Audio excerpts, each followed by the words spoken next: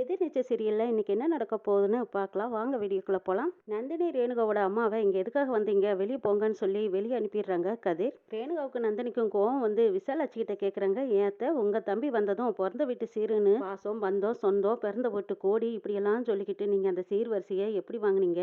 ஆனா எங்க அம்மா கொண்டு வந்த சீரு உங்களுக்கு அனாவசியமா தெரியுதா? எதுக்கு வந்தீங்கன்னு கேக்குறாங்க. வெளியே போன்னு சொல்றாங்க. ஏன் எங்களுக்கு எங்க அம்மா வீட்டு சீர் வாங்கணும்னு எங்களுக்கு ஆசை இருக்காதா? உங்க தம்பி சொன்னாரு, இந்த வீட்டு வாரிசு தழைச்ச பிள்ளை கல்யாணம் பண்ணியிருக்கான், இந்த தீபாவளியை நல்லபடியாக கொண்டாடி எல்லாம் சிறப்பாக பண்ணி கொடுங்கம்மான்னு சொல்லிட்டு போனாரு. அதெல்லாம் சரி சரின்னு அப்போ தலையாட்டுனீங்க. இப்போ எங்கள் அம்மா கொண்டு வந்த சீரை மட்டும் நாங்கள் வாங்கக்கூடாதுன்னு சொல்லிக்கிட்டு இருக்காங்க. நீங்களும் எதுவும் பேசாமல் இருக்கிறீங்க. இந்த வீட்டுக்கு பெரிய மனுஷி தானே நீங்கங்கிறாங்க. இதை பாருங்கடி, என் பசங்க என்ன சொல்கிறாங்களோ அதை கேட்டு நடந்துக்கோங்க, அதுதான் உங்களுக்கு நல்லதுன்னு சொல்லிட்டு போகிறாங்க விசாலாச்சி.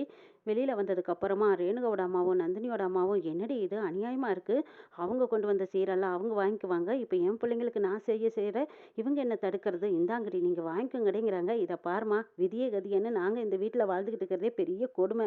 இதில் வேற நீ சீர் செய்கிறேன் அதை செய்கிறேன் இது செய்கிறேன்னு நல்ல நல்லதுமா வாங்கி கட்டிக்கிட்டு போகாதீங்க, பேசாமல் இங்கேருந்து போங்க, அடுத்த தடவை இந்த வேலையெல்லாம் வச்சுக்காதீங்கன்னு சொல்லி அனுப்புகிறாங்க. சரிடி ரேணுகா, இந்தாடி பாசமாக ஆசையாக கொண்டு வந்த சீரை திருப்பி அனுப்பாதீங்க, வாங்கிக்கோங்கடி, சந்தோஷமா இருங்கன்ட்டு போகிறாங்க. ஆமாம், சந்தோஷத்துக்கு எங்களுக்கு 5 கொடுப்பனை இருக்குது, போமா நீ அப்படின்னு சொல்லி அனுப்பிட்டு வராங்க. இங்கே கதிருக்கு குணசேகர் ஃபோன் பண்ணி, டே கதிரு, சக்தி பண்ணக்கூடாத வேலையெல்லாம் பண்ணிக்கிட்டு இருக்காடா, அந்த கூடவே நெட்டக்களி இருக்கா பாரு, அவள் வீட்டுக்கு வச்சிருக்கிற செய்வனிடா, அவனும் சேர்ந்துக்கிட்டு ரகசியத்தை வெளியிட்டுருவேன்னு சொல்லி நம்மளை பயமுறுத்திக்கிட்டு இருக்கிறாங்களா. இன்னும் நாளையில் அவங்க கதையை முடிக்க நான் வர்றேன், நீ அது வரைக்கும் அவங்க 2 பேர்த்தையும் வெளியே விடாமல் பார்த்துக்கூடா கதிருன்னு சொல்லிடுறாங்க குணசேகர். அண்ணே நீங்கள் எங்கே இருக்கீங்க, என்ன காரணத்தினால இந்த சக்தி இப்படியெல்லாம் பண்ணிக்கிட்டு இருக்கான்னு கேட்குறாங்க. அதை மட்டும் என்கிட்ட கேட்காதுடா, நான் வந்ததுக்கப்புறம் எல்லாம் தெளிவாக சொல்கிறேன், அது வரைக்கும் அவங்க 2 பேர்த்தையும் வெளியே விடாமல் அம்மாவை வச்சு எப்படியாவது அவங்க 2 பேர்த்தையும் மடக்கி வீட்லேயே உட்கார வைங்கிறாங்க குணசேகர். என்ன செஞ்சா வீட்டில் இருப்பாங்கன்னு தெரியலைங்கிறாங்க கதிர். வீட்டில் பெரிய கலவரத்தை உண்டு பண்ணு, அதுக்குள்ளே நான் வந்துடுறேன்ப்பா. விசாலாச்சி கதிர்கிட்ட கேட்குறாங்க, என்னப்பா பெரியவன் எங்கே தான் போனா, போய் 2-3 நாள் ஆச்சு, இன்னமும் காணா, எப்போ தான் வருவானாமான்னு கேட்குறாங்க விசாலாச்சி. அம்மா நான் சொல்கிறபடி நீங்கள் கேட்டுக்கோங்க, எல்லாம் இந்த சக்தி பையனால தான், இந்த சக்தினால தான் அண்ணன் வீட்டை விட்டு வெளியே போயிருக்காரு. இப்போது சக்தியும் ஜனனியும் வீட்டை விட்டு வெளியே அனுப்பக்கூடாதுன்னு வேற சொல்லியிருக்காரு. இவனுங்கனால பெரிய குடைச்சல் தலைவலியாக இருக்குதுன்னு வேற அண்ணன் சொன்னார். ஏதோ பிரச்சனை, அதுதான் அண்ணன் வெளியில் போயிருக்காரு. அதுக்கு காரணமே இவங்க 2 பேரும் தான். இப்போதைக்கு இவங்க 2 பேர்த்தையும் வெளியில் அனுப்பாமல் பார்த்துக்க வேண்டியது உங்கள் பொறுப்பு தான்ங்கிறாங்க. அண்ணனோட ஆதாரத்தையெல்லாம் சக்தி ஏதோ எடுத்து வச்சுக்கிட்டு அண்ணனை மிரட்டி இருக்காங்கிறாங்க.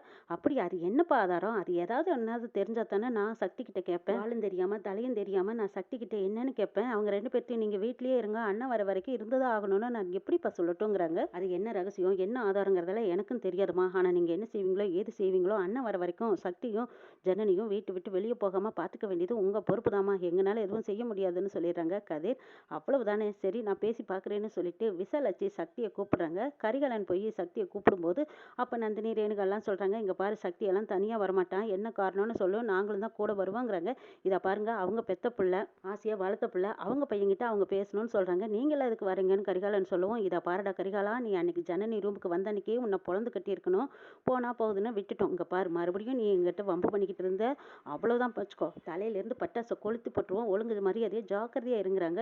எக்கோ செய்யக்கூடிய ஆள் தான் நீங்கள் எல்லாரும். இங்கே பாருங்க, அத்தை கூப்பிட்டாங்க, மாமா வர சொல்லிட்டேன், அதுக்கப்புறம் அவங்க விருப்பம்னு சொல்லிடுறாங்க. ஏன்டா சக்தி, ஆள் விட்டு கூப்பிட்டா தான் வருவியா, ஏன் பெத்த தாய்கிட்ட பேசுறதுக்கு உனக்கு அவ்வளோ கஷ்டமா இருக்கா, வரப்போறியா இல்லையா அப்படின்னு சொன்னதுக்கப்புறம் சக்தி என்னன்னு போய் கேட்கலான்ட்டு ஜனனி சக்தி 2 பேர் வராங்க. வாடா சக்தி, நீ வீட்டை விட்டு வெளியே எங்கேயும் போகக்கூடாது, நீ என் கூடவே தான் இருக்கணுங்கிறாங்க. ஏமா என்ன காரணம்னு கேட்குறாங்க. காரணத்தையெல்லாம் உங்ககிட்ட சொல்லிட்டு இருக்க முடியாதுப்பா, அதுக்கான காரணம் என்னங்கிறத நான் இன்னும் 2-3 நாளையில் உங்ககிட்ட சொல்கிறேன், நீ என் கூடவே இருப்பா அப்படின்னு கெஞ்சி கேட்குறாங்க. இதை கேட்டு சக்தியும் ஜனனியும் ஒருத்தருக்கு ஒருத்தர் பார்த்துக்கிறாங்க. இல்லை இதில் ஏதோ ஒரு வில்லங்க இருக்குங்கிறாங்க. சக்தி, நான் 1 வாரம் டைம் கேட்டிருந்தனால அந்த ஆதாரத்தை எங்கே நம்ம வெளியேற்றுவோம்னு நினச்சி தான் உங்கள் அண்ணன் இப்படி ஒரு ஐடியா பண்ணியிருக்காரு. உங்கள் அண்ணனை பற்றின ரகசியத்தையாவது நம்ம எப்படியாவது தெரிஞ்சுக்கிட்டு வரணுங்கிறாங்க ஜனனி. ஆமாம் ஜனனி, அதான் சரி, அம்மா வச்சு தான் இவங்க பிளான் போட்டிருக்காங்கன்னு நல்லாவே தெரியுது, நம்ம இதுக்கெல்லாம் மடங்கக்கூடாது, நம்ம இங்கேருந்து கிளம்பலாம் அப்படின்னு சொல்லி ஜனனியும் சக்தியும் கிளம்பலான்னு இருக்கும்போது அறிவுக்கரசி கதிருக்கு ஃபோன் பண்ணுறாங்க.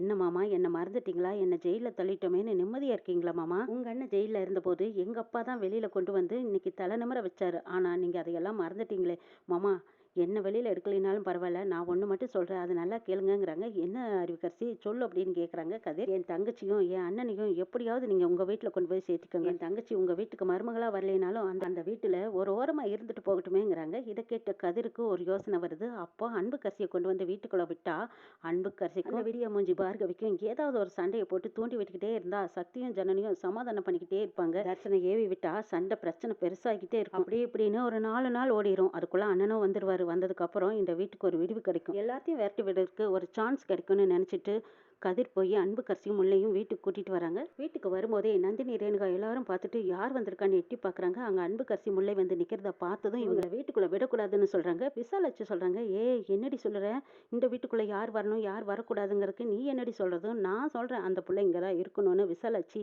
அன்புக்கரசிக்கு இடம் கொடுக்குறாங்க. இது எல்லாமே வேணும்னு தான் பண்ணிட்டு இருக்காங்க. எல்லாம் நான் பாத்துக்கிறேன்க்கா, இப்போதைக்கு அவங்க இருந்தா இருந்துட்டு போகட்டும், நீங்க பிரச்சனையை பெருசு பண்ணாதீங்க, நானும் சக்தியும் ராமேஸ்வரம் போயிட்டு வந்துடுறோம்னு சொல்லி ஜனனியும் சக்தியும் ராமேஸ்வரம் போறாங்க. மட்டும் போயிட்டு வரட்டுமான்னு சக்தி கேட்குறாங்க. இல்லை சக்தி, நீ மட்டும் வேண்டாம், நானும் கூட உனக்கு சப்போர்ட்டாக வரேன். அவரை பற்றின ரகசியங்கள் தெரிஞ்சால் மட்டும்தான் நம்மளால ஏதாவது பேச முடியும், இல்லைன்னா அவர் முன்னாடி நம்ம மறுபடியும் தோத்து போயிடுவோம். சக்தி கிளம்பு, கொஞ்சம் நேரம் கூட நம்ம தாமதிக்க கூடாது, ராமேஸ்வரம் போய் அவரை பற்றின உண்மைகளை கண்டுபிடிச்சிட்டு வரலான்ட்டு ராமேஸ்வரம் போகிறாங்க.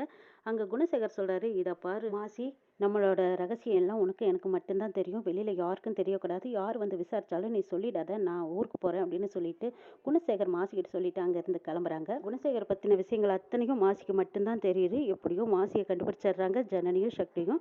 மாசிக்கிட்ட போய் உண்மையை விவரமாக கேட்குறாங்க. மாசி குணசேகருக்கு நன்றி விசுவாசமாக இருந்ததுனால உண்மையை மறைக்கிறாரு. ஆனால் எப்படியோ ஒரு வழியாக ஜனனியும் சக்தியும் உண்மையை கண்டுபிடிக்கிறாங்க. மாசி குணசேகரோடைய முதல் வாரிசை அங்கே கூட்டிகிட்டு போய் காட்டுறாங்க. அனாதை இல்லத்தில் வாழ்ந்துட்டு இருந்த ஆதிமுத்து வாரிசான ஆதித்யாவை கண்டுபிடிக்கிறாங்க சக்தி. சக்தி ஆதித்யா கிட்ட முதல் சந்திப்பிலேயே உண்மையை உடைக்கிறாங்க. ஆதித்யாவும் இவ்வளவு நாளா நான் குணசேகரை தான் தேடிக்கிட்டு இருக்கேங்கிறாங்க. அவர் எங்க அண்ணன் தான் சொன்னதும், அப்போ அவரை நீங்க பார்க்க விருப்பப்படுறீங்களான்னு கேட்குறாங்க சக்தி. ஆமா, நான் பார்த்தே ஆகணும் அப்படின்னு சொல்லி ஆதித்யா சரியான கோவத்துல கொலை வெறியோட ஆதி குணசேகரை பார்க்கறக்காக சக்தியோடையும் ஜனனியோடவும் சேர்ந்து மதுரைக்கு கிளம்பி வந்திருக்காங்க. ஆதி குணசேகர் வீட்டுக்கு வந்து பார்க்கும்போது சக்தியும் ஜனனியும் வெளியில போயிட்டாங்கன்னு சொல்றாங்க. இதை கேட்டதுமே குணசேகர் ஆடி போயிடுறாரு. கதிர், நான் என்ன சொன்னேன், நீ என்ன செஞ்சு வச்சிருக்க, எப்படிடா சக்தியை வெளியே விட்டேங்கிறாங்க. அண்ணன் ஏதோ சொல்லி அங்கிருந்து தப்பிச்சு போயிட்டான்னு, நானும் எவ்வளவோ வீட்டில் பிரச்சனைகள் பண்ணி பார்த்தா அதையும் தாண்டி கிளம்பிட்டான் அப்படின்னு சொல்லிட்டு இருக்காங்க கதிர். இது கேட்டதுமே குணசேகர் பாதி இடிஞ்சு விழுந்துடுறாரு. அடப்பா, அவனை பத்தின ரகசியத்தை கண்டுபிடிச்சு கொண்டு வந்து அம்மா முன்னாடியோ இல்லை இவளுக்கு முன்னாடியோ சொல்லிட்டான்னா நம்ம தலை தூக்க முடியாது, இப்போ என்ன செய்யறது அப்படின்ட்டு மறுபடியும் குணசேகர் ராமேஸ்வரம் கிளம்பி ஓடுறாரு. உண்மை வெளியே வர்றதுக்கு முன்னாடி நம்ம யார் முகத்தையும் பார்க்கக்கூடாதுன்னு நினச்சிட்டு போன குணசேகருக்கு சரியான பதிலடி கொடுக்குறாங்க சக்தியும் ஜனனியும். எங்க குணசேகர், இங்கேருந்து தப்பிச்சு ஓடிடலாம், எல்லாம் மறைஞ்சிடும்னு நினச்சிட்டிங்களா, இதோ உங்களோட வாரிசான ஆதித்யாவை நாங்கள் கூட்டிகிட்டு வந்திருக்கோம், இவருக்கு நீங்கள் என்ன பதில் சொல்ல போகிறீங்கன்னு வந்து நிற்கிறாங்க.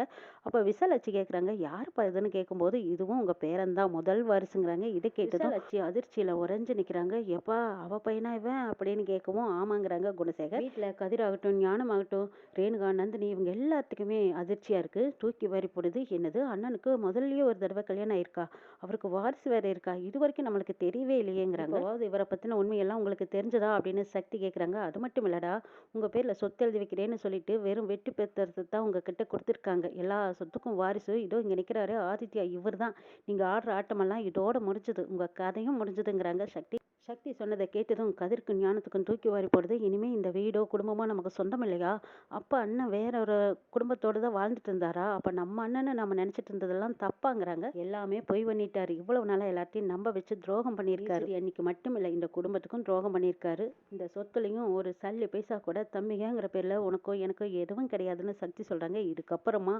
ஞானமும் கதிரும் இவங்களோட கோவத்தையெல்லாம் குணசேகர்கிட்ட காட்டுவாங்களா, இல்லை பணிஞ்சு போனால் நல்லதுன்னு நினச்சி நீங்கள் தான் எங்களுக்கு எல்லாமே, நீங்கள் என்ன சொன்னாலும் சரிண்ணா, நீங்கள் என்ன பண்ணினாலும் அதில் எங்களுக்கு சம்மதம்னு சொல்லி அவங்க கிட்ட நாங்கள் எப்போவுமே உங்களுக்கு அடிமையாக இருக்கிறோன்னு சொல்லி கதிரும் ஞானமும் அண்ணன் கூடயும் ஒட்டிட்டு இருக்காங்க. இவங்களோட வண்ட வளர்த்தியெல்லாம் தண்டவாளத்தில் ஏற்றணும்னு நினச்ச சக்தியும் ஜனனியும் இவரை பற்றின உண்மையெல்லாம் எதுவுமே தெரியாமல் நீங்கள் என்னெல்லாம் வேலை பார்த்தீங்க, ஈஸ்வரி அக்காவை கொலை பண்ண பார்த்துருக்காரு, அதனோட ஆதாரமும் எங்கள் கிட்ட இருக்குது. இவருக்கு முதல் குடும்பம் ராமேஸ்வரத்தில் வாழ்ந்துட்டு இருக்கு. ஒரு கஷ்டத்துக்காக ஈஸ்வரி அக்காவை கல்யாணம் பண்ணி இவ்வளவு நாளாக நிம்மதி இல்லாமல் வச்சிருந்தது மட்டும் இல்லாமல் இன்னைக்கு அவங்கள கொலை பண்ணவும் பார்த்துருக்காரு. அதுக்கான சாட்சி ஆதாரம் எல்லாமே எங்கள் கிட்ட இருக்குது. இப்போ என்ன சொல்ல போகிறீங்க குணசேகர் அப்படின்னு சொல்லி ஜனனி குணசேகருக்கு முன்னாடி அவங்க ஆதாரத்தையெல்லாம் எடுத்து காட்டிட்டு இருக்காங்க. குணசேகர் எதுவும் பேச முடியாமல் தலை குனிஞ்சு நிற்கிறாங்க. மாசி மூலமாக உண்மையை தெரிஞ்சுக்கிட்டு குணசேகரோட முகத்தெரிய கிழிச்சிருக்காங்க ஜனனியும் சக்தியும். அறிவுக்கரசி செஞ்ச தப்புக்கு தண்டனையை அனுபவிக்கிற மாதிரி இப்போ குணசேகர் செஞ்ச தப்புக்கும் அவங்களும் தண்டனையை அனுபவிச்சா நல்லா இருக்கும்னு நினைக்கிறவங்க இந்த வீடியோவுக்கு லைக் போட்டு கமெண்ட் பண்ணுங்க.